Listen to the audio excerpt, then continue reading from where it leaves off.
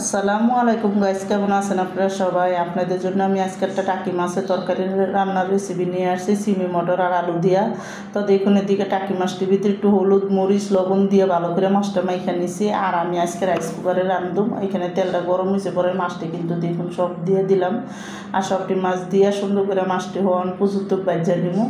তো দেখুন, এদিকে মাছটি আমি সুন্দর করে দিয়ে দিছি। যখন উল্টায় হয়ে গেছে, এক পেট লাল হয়েছে, তখন কিন্তু দেখুন আমি এটি উল্টায় দিতেছি।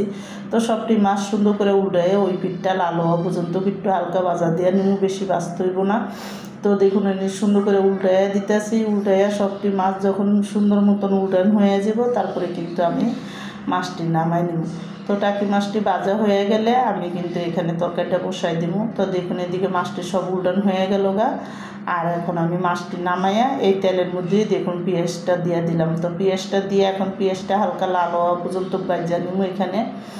আর পেঁয়াজটা যখন সুন্দর করে লাল হয়ে আইব হালকা হালকা, তখন আমি পেঁয়াজটা উঠাই পেঁয়াজের ভিতরে মশলাটা দিই। তো দেখুন, এদিকে পেঁয়াজটা একটু বাইঙ্গে দিতেছি, যাতে সুন্দর করে সবটি পেঁয়াজ সুন্দর মতো লাল হইতে পারে আর ভাজা ভাজা হয়ে যায় একটু হালকা। তো হালকা ভাজা করবো, বেশি ভাজা ভাজা করুম না। তো দেখুন, এদিকে যখন হালকা ভাজা ভাজা হয়ে গেছে, আমি 2 চামচ আদা রসুন বাটা দিয়ে দিলাম, দিয়ে একটু লাড়া দিয়ে দিছি। দিয়ে কিন্তু এখানে দেখুন আমি এখন 1 চামচ লবণ দিয়ে দিলাম অল্প করে ছোটো চামচে। আর এক চামচের মতন আমি লাল মরিচের গুঁড়া দিয়ে দিলাম ছোটো চামচে। দিয়ে একটু মশলাটি লাড়া দিয়ে দিছি। দিয়ে কিন্তু 1 চামচ হলুদও দিয়ে দিছি এখানে। আর 1.5 চামচ ধনিয়ার গুঁড়া আমি এখানে এখন দিয়ে দেবো।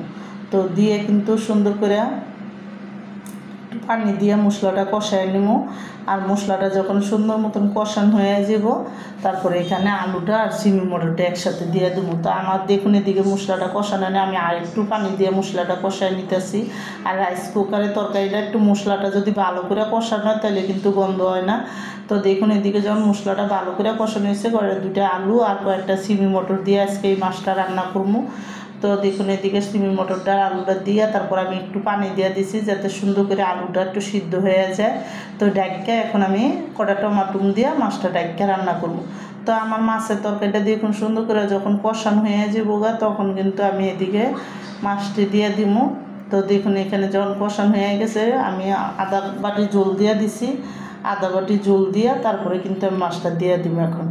তো আমার এই টাকি মাছ দিয়া সিমি মটরের রেসিপিটা যাদের পছন্দ, তারা লাইক সাবস্ক্রাইব দিন। প্লিজ আমার ভিডিওটা বেশি বেশি শেয়ার করে দিন আর সাবস্ক্রাইব করে দিন। আর এইভাবে মাছ রান্না করে দেখেন, টাকি মাছ সুন্দর মজা লাগে অনেক খাইতে।